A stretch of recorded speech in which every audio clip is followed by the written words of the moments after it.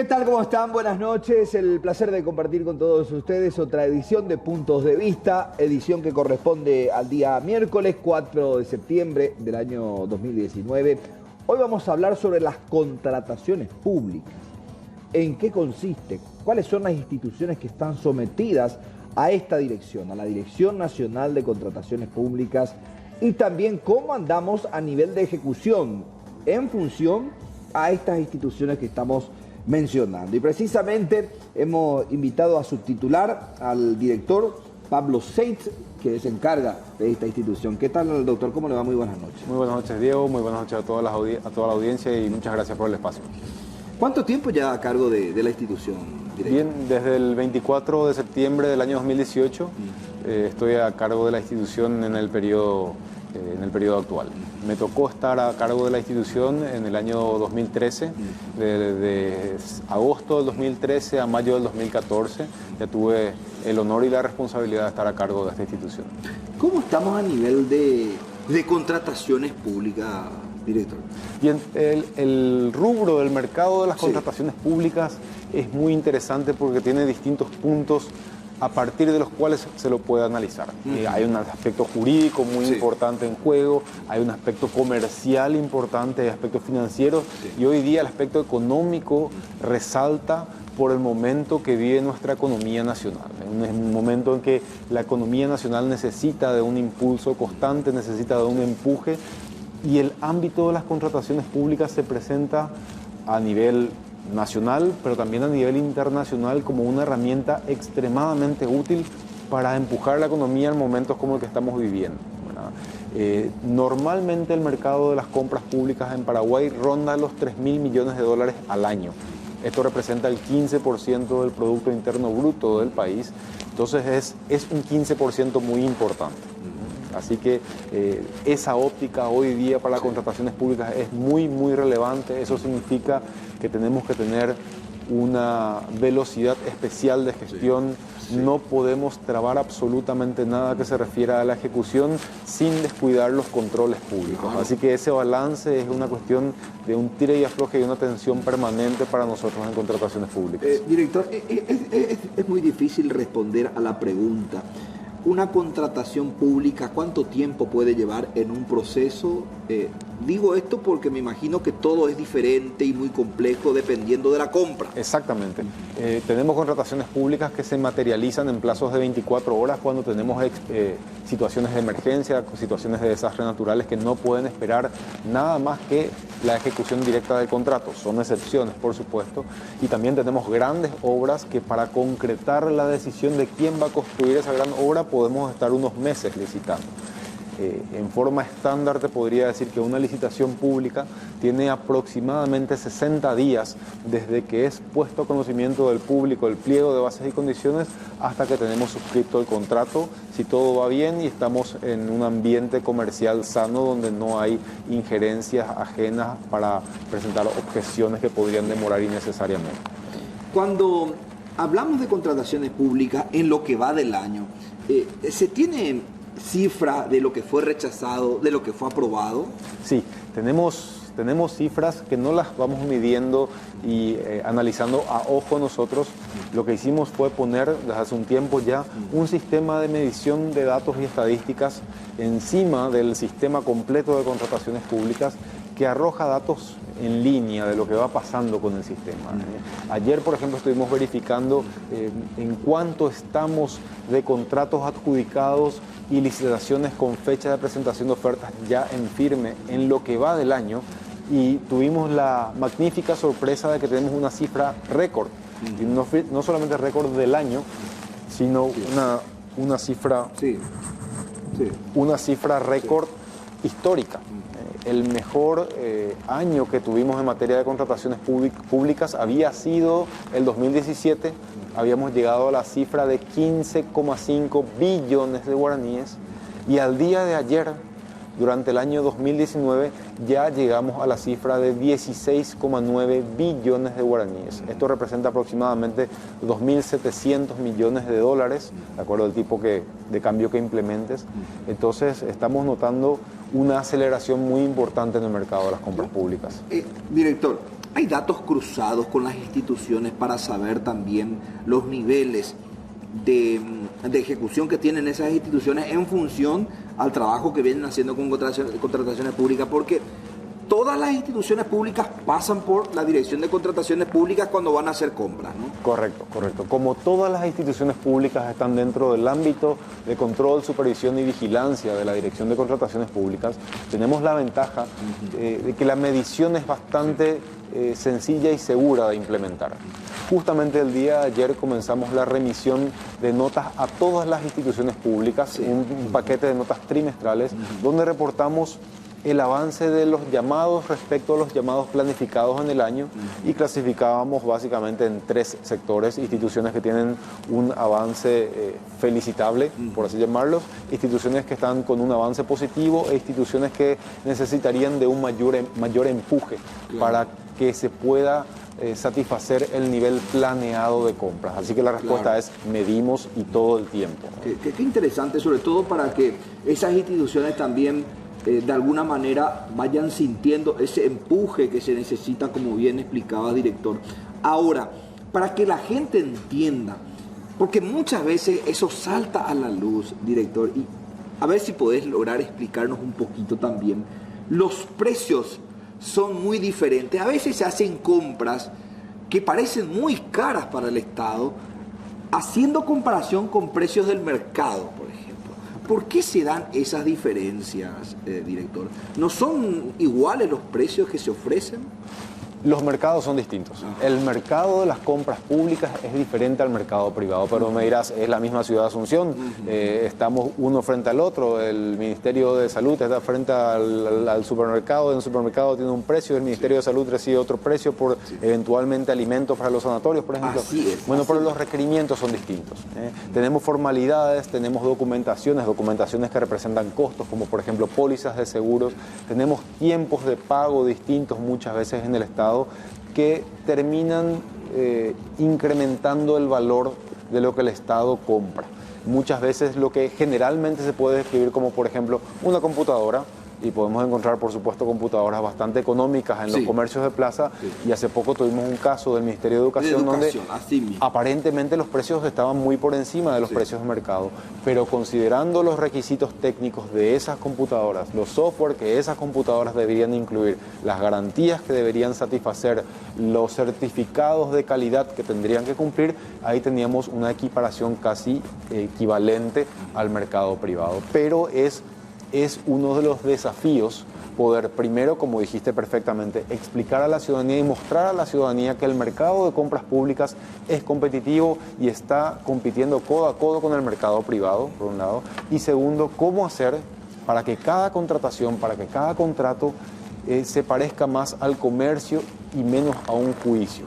Que la pelea sea por la mejor oferta y la pelea no sea por una guerra de papeles y documentos que no lleva al Estado a tener la mejor oferta. A esto apunta el sistema de contrataciones públicas, a llegar a la gente. Es muy importante eso porque el verdadero protagonista del sistema de contrataciones públicas no es la administración central, no es el Ministerio de Obras Públicas, no es la municipalidad, no es la gran empresa constructora, es el ciudadano, es la gente. El sistema de contrataciones públicas está para satisfacer necesidades de la gente y para eso estamos nosotros como administración pública. Director, nuestro sistema de contratación pública es estricta, mejor dicho, es estricto, es rígido o se puede burlar el sistema.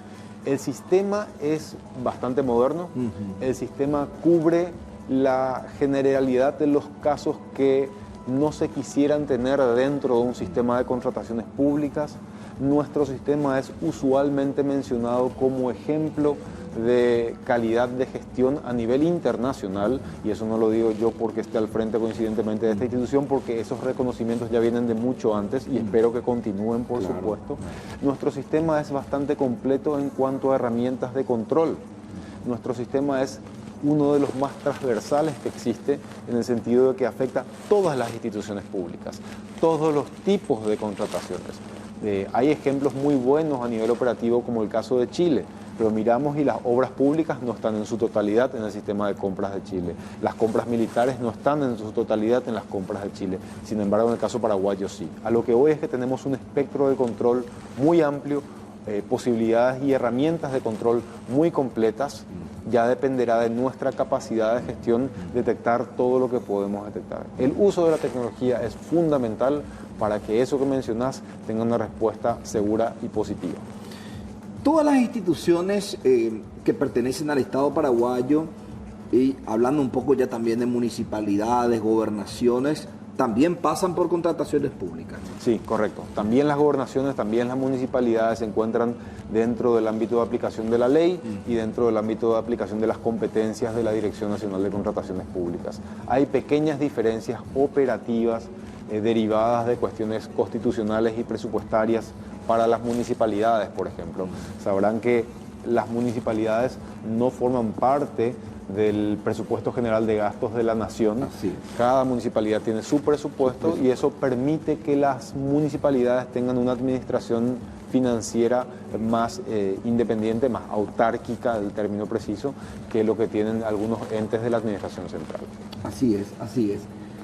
Con relación a uno de los temas que siempre genera mucha polémica, FONACIDE, los fondos del FONACIDE. Cuando se hacen compras, licitaciones a través de esos fondos, también pasa por contrataciones públicas. Sí, expresamente la ley que crea este fondo dice que toda aplicación de estos recursos debe materializarse a través de los procesos establecidos en la ley 2051, que es la ley de contrataciones públicas. Se pueden detectar todos los casos de contrataciones que generalmente son los más resaltantes, los de alimentación escolar y los de obras para infraestructura educativa, ¿verdad? Son los más resaltantes, si bien hay otros, por ejemplo, tecnología y cuestiones accesorias, alimentación escolar e infraestructura educativa son los más resaltantes en materia de uso de recursos del FONACIDE.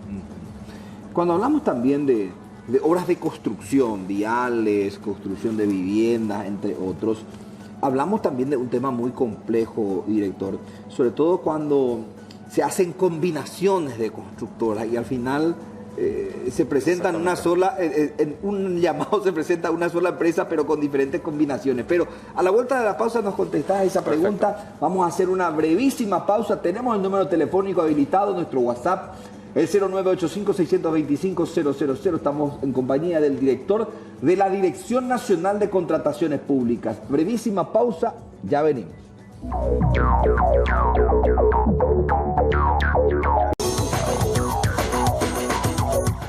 Estamos avanzando en nuestra entrega del día miércoles de Puntos de Vista en compañía del director de la Dirección Nacional de Contrataciones Públicas. Director, con relación a lo que hablábamos y esa consulta que me parece importante, de alguna manera dar a conocer a la gente, sobre todo esto que tiene que ver con las contrataciones públicas en construcciones. Reiteramos para que la gente pueda conocer un poquito. Muchas veces las constructoras viales o de grandes construcciones, conjuntos habitacionales, se van armando combinaciones de empresas. ¿Cómo se hace para detectar que en un llamado no sea una sola empresa la que se presente, pero con diferentes combinaciones? Bien, la presentación en un mismo llamado de dos ofertas distintas está prohibida.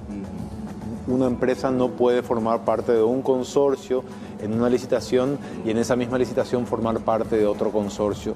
El consorcio es una asociación temporal de empresas, muy utilizada precisamente en el rubro de obras públicas, porque a través del consorcio las empresas logran alcanzar los estándares mínimos requeridos por el pliego. ¿Y por qué se suben los estándares? Pues porque el esfuerzo financiero y empresarial para llevar adelante una gran obra pública es muy importante. Los requisitos financieros, los requisitos de experiencia muchas veces no son satisfechos por una sola empresa, entonces se asocian entre sí. Esto lleva para el regulador desafíos importantes de control para evitar justamente que se cubran, sí, que usen un camuflaje las empresas para eventualmente dejar de lado una buena ejecución en un contrato y seguir presentándote en otros contratos, ¿verdad? Esa posibilidad no está permitida en la ley, es una prohibición expresa de la ley, la de presentar diferentes ofertas, y eventualmente una mala asociación le puede llevar a una empresa a terminar también sancionada por los errores de su socio. Así que el sistema tiene unas cuestiones de pesos y contrapesos y posibilidades de control para ese tipo de situaciones. Pero sí, es una realidad que en materia de obras públicas normalmente las empresas nacionales se asocian entre sí. Esto es a nivel internacional también una práctica usual, que sí, esa práctica está permitida, por supuesto, pero conlleva un desafío para el control. Vamos a hacer un paréntesis a nuestra charla de la jornada de hoy aquí en Puntos de Vista. Vamos a establecer comunicación, específicamente vamos a escuchar a la jueza Cintia Lovera, que en este momento está leyendo los argumentos, porque hoy vamos a conocer cómo finalmente queda el caso Óscar González Daer. Tiene que ver con los audios filtrados. La defensa ha solicitado la nulidad precisamente de estos audios. Pero escuchamos lo que indica a esta hora de la noche la jueza Cintia Lovera. Y en estas condiciones, el juzgado rechaza el incidente planteado por la defensa en este punto. En tercer lugar, planteó incidente de sobreseimiento definitivo en relación a Raúl Antonio Fernández Lidman, de conformidad a lo que establece el artículo 359,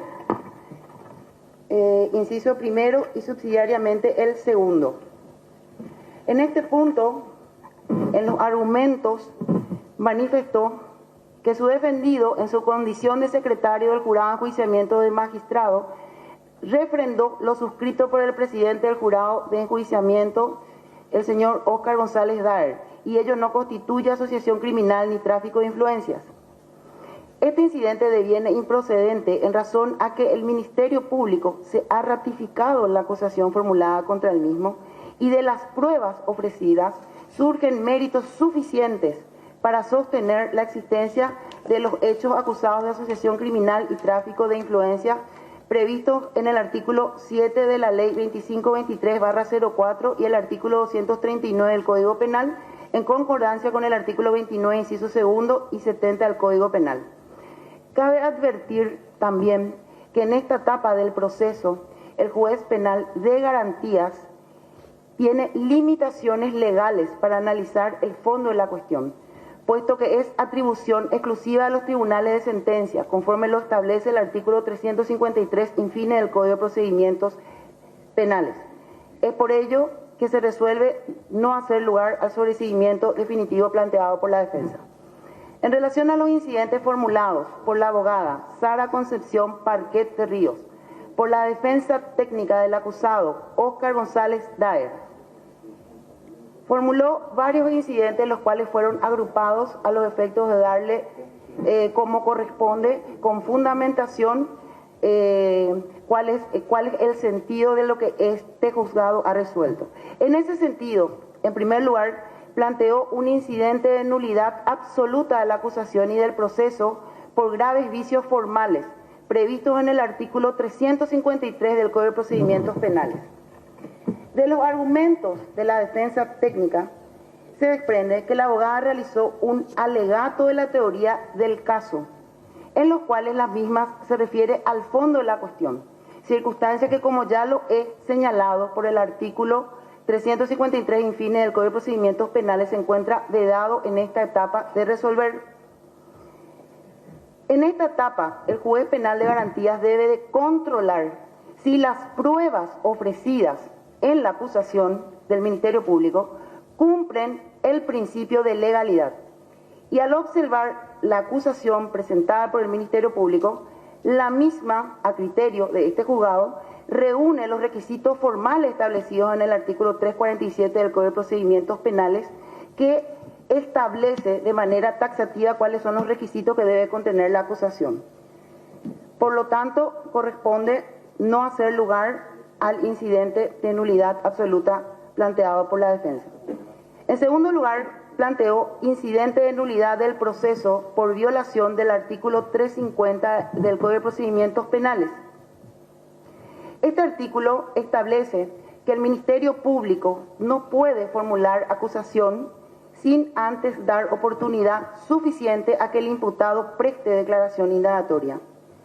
Se ha verificado los autos y tenemos constancias que Óscar Alberto González Daer ha sido citado a prestar declaración indagatoria en esta causa en 3 ocasiones, con lo que a criterio de este juzgado se le ha brindado ocasión suficiente para efectuar la declaración.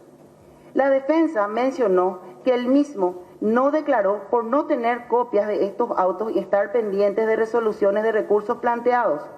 Sin embargo, este juzgado ha constatado de que la abogada Sara Parquet ha solicitado copias y retirado copias de la carpeta fiscal en 6 ocasiones, cuyas fechas se encuentran detalladas en los argumentos.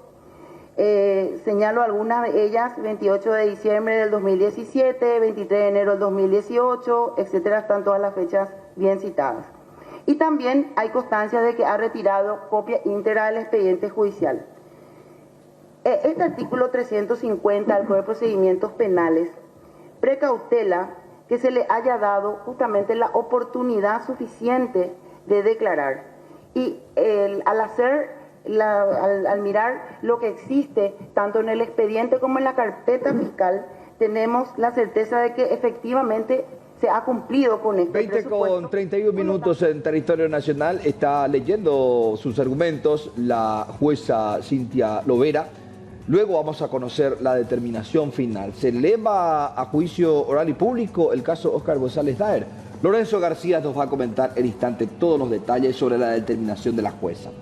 Volvemos a nuestro tema. Claro, seguimos hablando de contrataciones públicas. Tenemos habilitado nuestro WhatsApp de la gente para que de esa manera también vayamos preguntando y respondiendo con el director Pablo Seitz, que hoy viene a explicarnos cómo operan las instituciones públicas cuando se refiere a contrataciones. Sobre todo sacarnos las dudas que muchas veces nos asaltan con relación a las contrataciones públicas.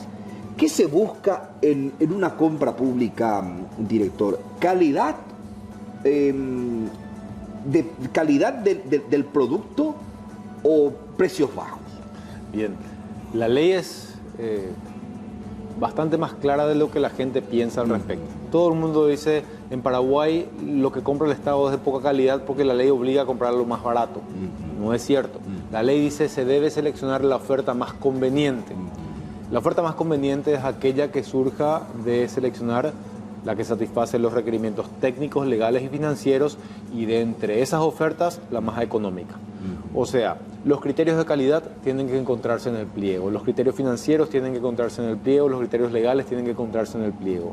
De entre las empresas y bienes y servicios y obras que satisfacen esos requerimientos, recién ahí se selecciona la más económica de las ofertas.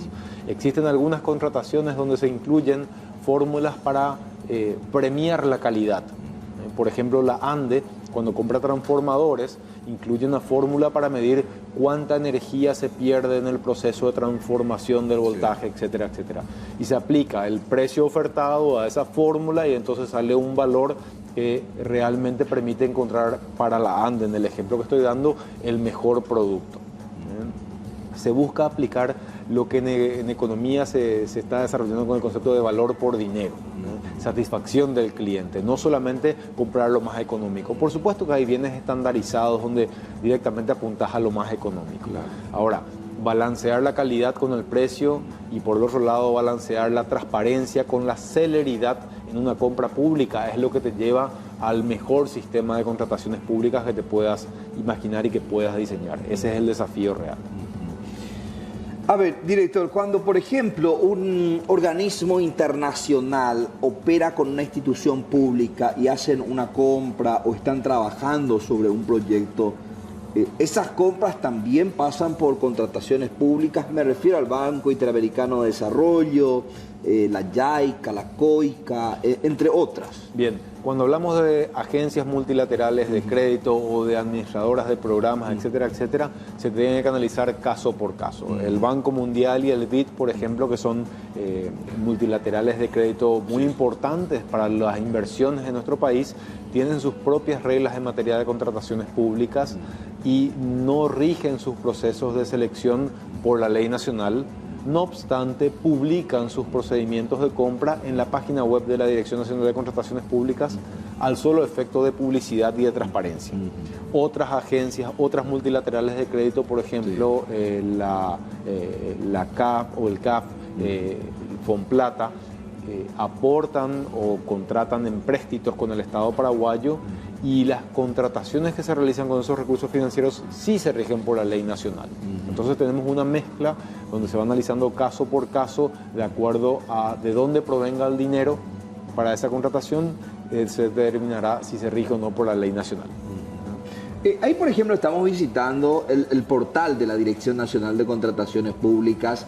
¿Qué estamos viendo, por ejemplo, en este momento, director? Porque vemos ahí licitaciones abiertas por categoría, dice, por ejemplo, este buscador. Ese cuadro es un resumen bastante interesante y como lo titula, va haciendo un paseo por cada categoría de contratación y en una línea de tiempo cuánta cantidad de ese tipo, de esa categoría de contrataciones se haría en la semana, en el mes o en el año.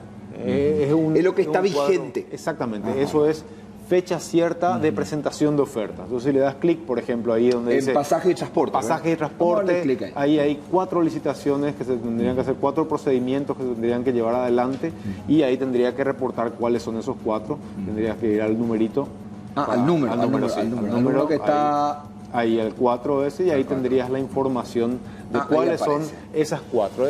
Este cuadro responde a la lógica de que el sector privado tiene una clasificación natural por rubros y lo que va viendo es a ver qué rubro me interesa venderle al Estado, y con ese cuadro que ya tiene bastantes años en las diferentes versiones de la página web de contrataciones públicas, se detecta fácilmente licitaciones de su rubro, ¿no? Hay otras herramientas muy interesantes, por ejemplo, si vamos está cargado todo, director. Acá tenemos cargadas aproximadamente 15.000 procedimientos por año, que originan cerca de 22.000 contratos por año. Es un volumen muy importante, muy importante de información, de oportunidades de negocio que se tiene. Si vamos, por ejemplo, allá al ítem que habla de informaciones en la línea azul. Ahí está, entre los títulos hay principales. Informaciones y ahí se despliega un menú. Vamos abajo donde dice CIE, Sistema de Información Estadística, un poquito más abajo ahí. Y ahí encontramos una riqueza de datos muy importante. Al lado izquierdo pueden ver en la parte de planificación, convocatorias, adjudicaciones, perdón. Ahí yo les recomiendo que se paseen por esta sección de la página. Pestañas. Pueden encontrar en convocatorias los datos globales de lo que es el mercado de las compras públicas, por ejemplo. Son incluso datos que pueden ser utilizados por la academia, por el sector. Ahí estamos viendo. Ahí ven el cuadro que nos llena de orgullo, que es a toda la administración pública. No solamente... O sea, que son estadísticas de cómo avanzan las contrataciones. Estadísticas que no son preparadas en un 100% por funcionarios, sino que el sistema automáticamente va produciendo, ¿no? En función a sus resultados. Claro, y ahí tenemos, por ejemplo, datos interesantes que analizar. Ese cuadro verde agua de 16,9 billones de guaraníes nos muestra el récord histórico que estuve mencionando. Abajo, eso se alcanzó en lo que va del año. Eso se alcanzó en lo que va del año allá arriba. ¿Y las comparaciones son anuales o por quinquenio? ¿Cómo son las comparaciones? Ahí tenemos el cuadrito donde dice abajo de ese cuadro verde agua tenemos años. Si vas marcando las pestañas, puedes ver por año.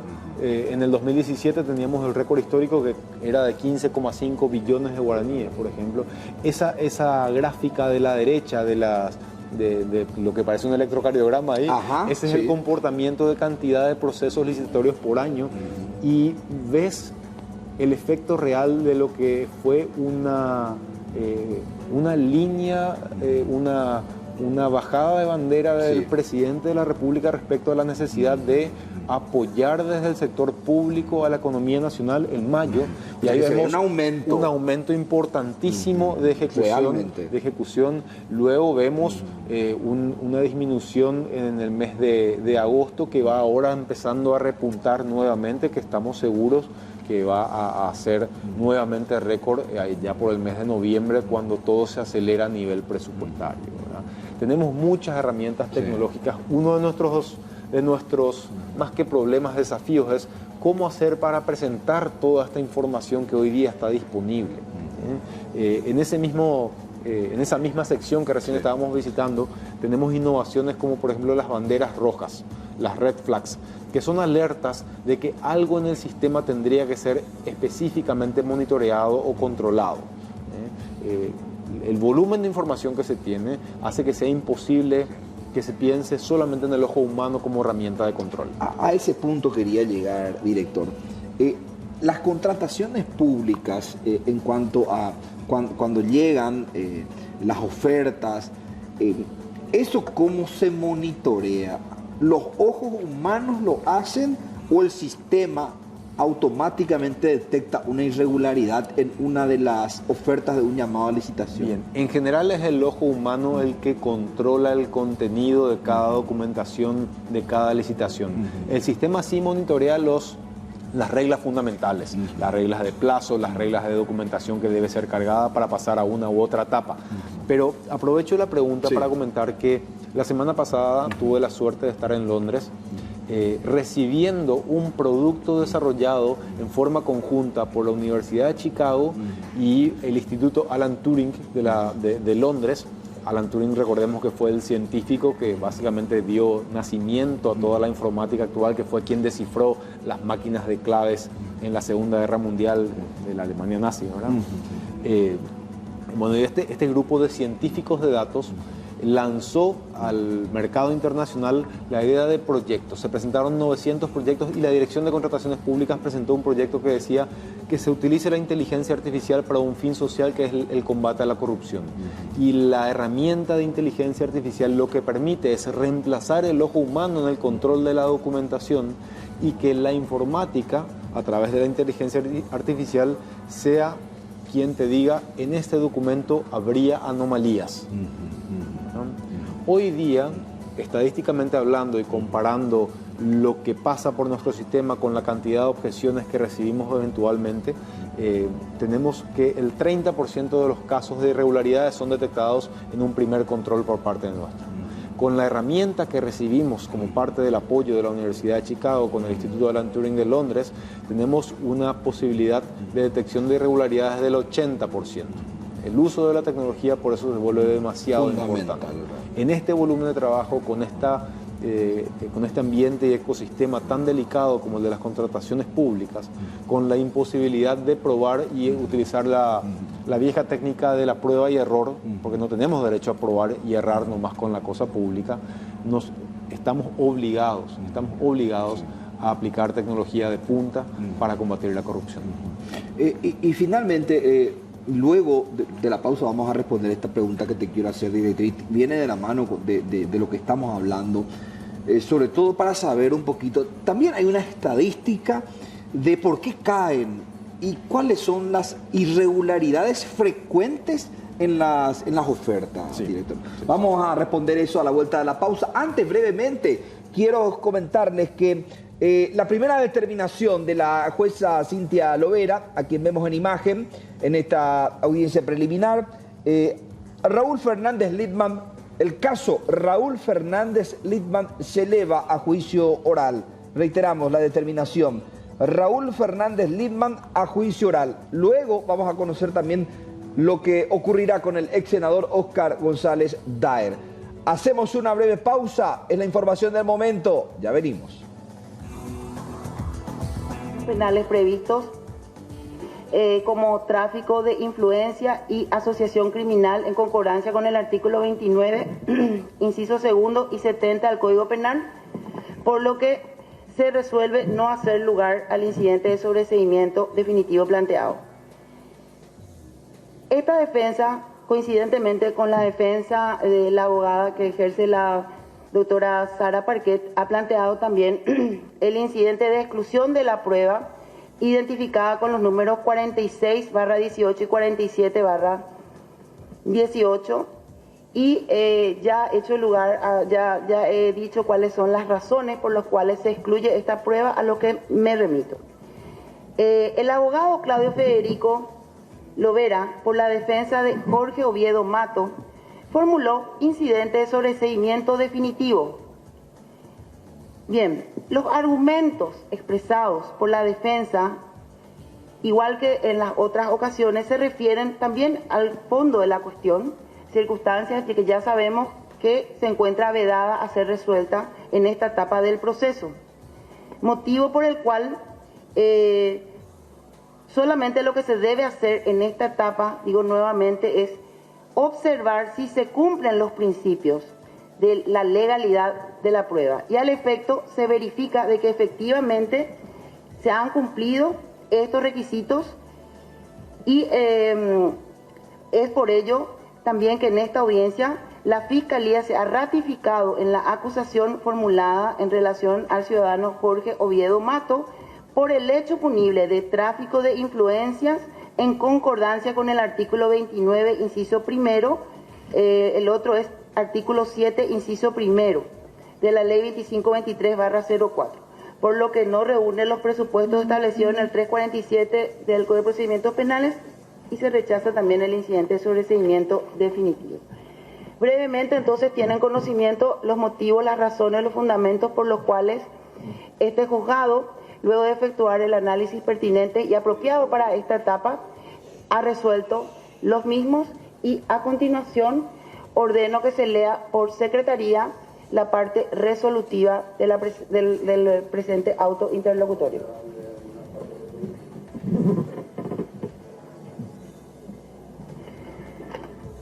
Antes de que se lea, solicito desde ya a los acusados que permanezcan en la sala, por favor. Adelante, actuaria. O tráeme.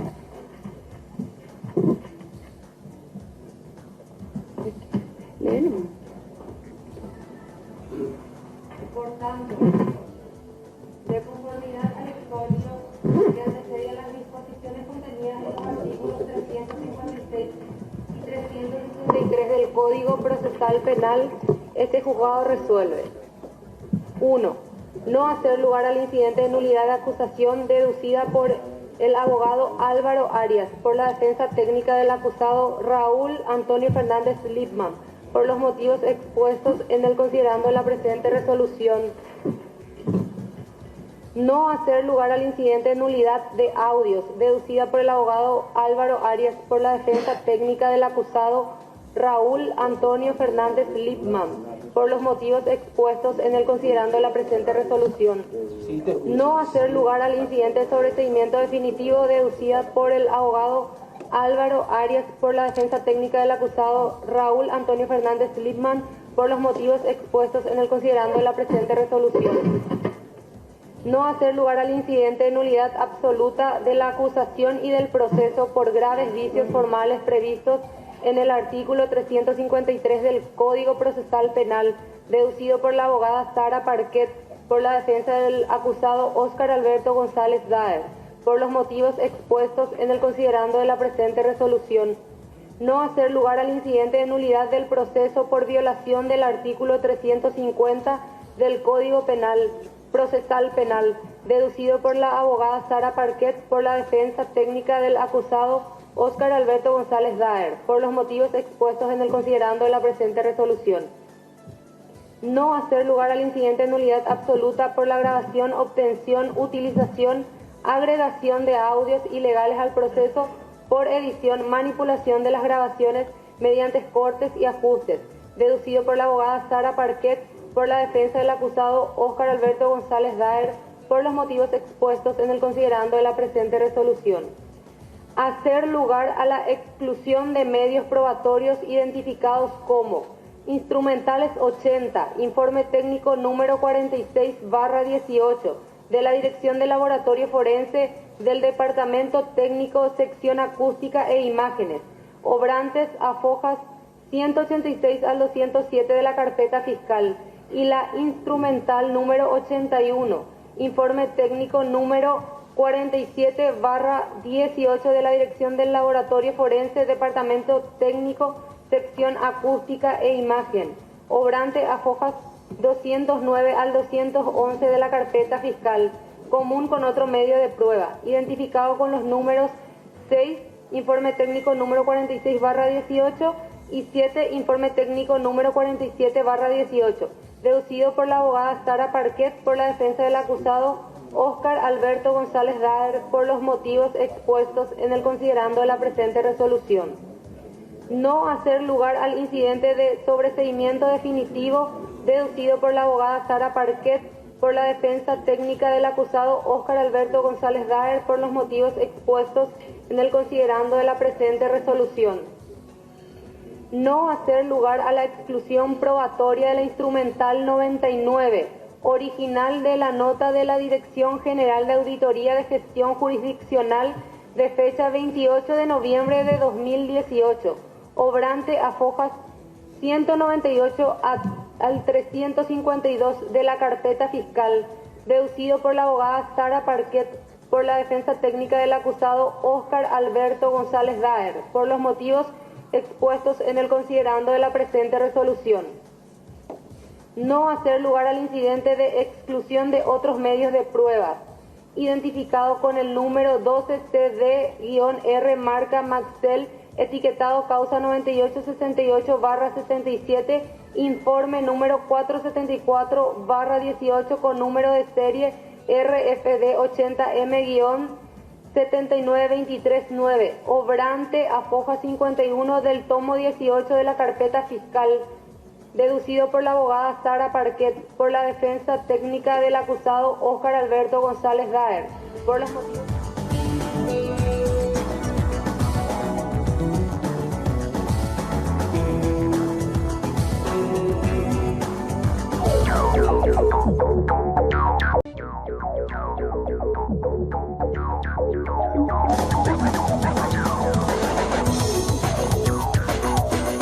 Fallecido y doña Felisa Lipman, nacido el 2 de diciembre de 1980. Óscar González Daer, con cédula de identidad número 382.381, de nacionalidad paraguaya, estado civil casado, con domicilio real en Mariscal López número 360 de la ciudad de Luque, nacido el 14 de julio de 1953. José Carmelo Caballero Benítez, con cédula de identidad número 670.656, de nacionalidad paraguaya, estado civil soltero, con domicilio real en la calle Autopista número 34 de la ciudad de Luque, nacido el 18 de diciembre de 1968. Y en relación a Jorge Oviedo Mato, con CI número 989.122, de nacionalidad paraguaya, estado civil casado, con domicilio real en Nuestra Señora de la Asunción número 1433, hijo de Lidio Oviedo Moreno y María Juliana Mato, nacido el 13 de junio de 1966, por el hecho punible de asociación criminal, artículo 239 del Código Penal, en carácter de autor, artículo 29, inciso primero del Código Penal, y ordenar la apertura a juicio oral y público en la presente causa. Son partes en el presente juicio por el Ministerio Público los agentes fiscales Natalia Fuster y Rodrigo Estigarribia, los acusados Raúl Antonio Fernández Lipman, su abogado defensor Álvaro Martín Arias Ayala, Óscar González Daer, sus abogados defensores Sara Concepción Parquet de Ríos y abogada Paola Teresita Gauto Parquet, José Carmelo Caballero Benítez, su abogado defensor Selma Rodrigo Moreno Servín, Jorge Oviedo Mato, sus abogados defensores Claudio Federico Lovera, Richard Saúl Rojas, Verónica Giselle Rotela y Yamil Colucci Báez. Remitir la presente causa a la Oficina de Coordinación de Juicios Orales para el sorteo de la integración del Tribunal de Sentencia competente. calificar el hecho punible de tráfico de influencias, artículo 7 de la ley 2523/04, y asociación criminal, artículo 239 del Código Penal, en carácter de coautores en contra de Raúl Antonio Fernández Lipman, Óscar González Daer, José Carmelo Caballero Benítez,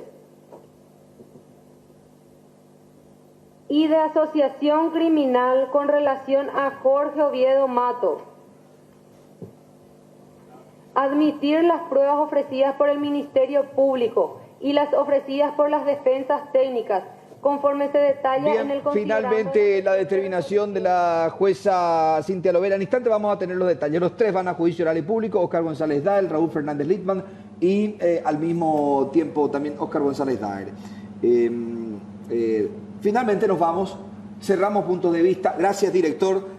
Importante que la gente entre también un poquito en el portal de la Dirección Nacional de Contrataciones Públicas para conocer todos los datos ahí. Así es, Diego. Importante que la ciudadanía se involucre.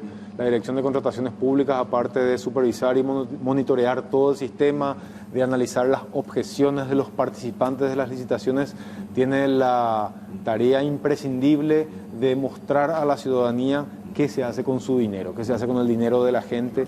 La Dirección de Contrataciones Públicas está gustosa de que la ciudadanía se acerque al ámbito de las contrataciones públicas, participe como también supervisoras y como eventualmente oferentes si se puede. Gracias, director. Cerramos punto de vista, ya llega el completo resumen de las noticias. Por su atención, muchas gracias.